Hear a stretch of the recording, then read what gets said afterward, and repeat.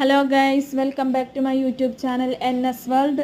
ഒന്ന് നാത്തും വീട്ടിൽ വന്നപ്പോൾ ബട്ടൂര ഉണ്ടായി തരാറുണ്ട് കേട്ടോ. അപ്പോൾ അതിൻ്റെ റെസിപ്പി നമുക്ക് കണ്ടാലോ. അതിനായിട്ട് കുറച്ച് ചൂടുള്ള പാലിലേക്ക് ഈസ്റ്റ്, പഞ്ചസാര ഇവ ഇട്ട് ഒരു 10 മിനിറ്റ് റെസ്റ്റ് ചെയ്യാൻ വെക്കുക കേട്ടോ. ശേഷം ഒരു പാത്രത്തിലേക്ക് മൈദപ്പൊടി, അതിലേക്ക് കുറച്ച് സൺഫ്ലവർ ഓയിൽ, ഉപ്പ്, തൈര്, മിക്സ് ചെയ്ത് വെച്ച പാല് ഇവ ഇട്ട് നന്നായി കുഴക്കുക.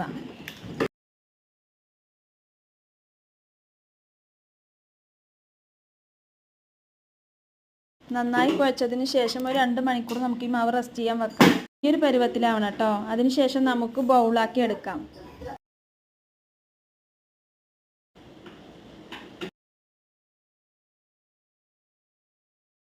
ബൗളാക്കി വെച്ച മാവ് നമുക്ക് ഓരോന്നായിട്ട് പരത്തിയെടുക്കാം.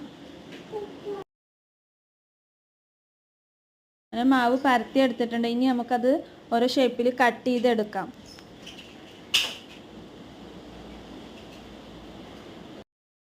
ഷേപ്പിലാണ് ഞങ്ങൾ കട്ട് ചെയ്തെടുത്തിട്ടുള്ളത്. ഇനി നമുക്കത് ഫ്രൈ ചെയ്തെടുക്കാം.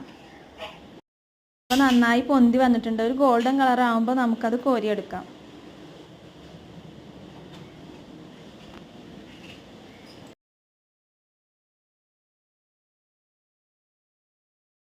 അപ്പം നമ്മളെ ബട്ടൂര ഇവിടെ റെഡി ആയിട്ടുണ്ട്.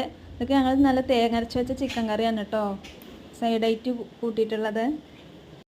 വീഡിയോസ് കാണുന്നവരെല്ലാം ചാനലൊന്ന് സബ്സ്ക്രൈബ് ചെയ്യണേ. അപ്പോൾ നമ്മുടെ ബട്ടൂര ഇവിടെ റെഡി ആയിട്ടുണ്ട്.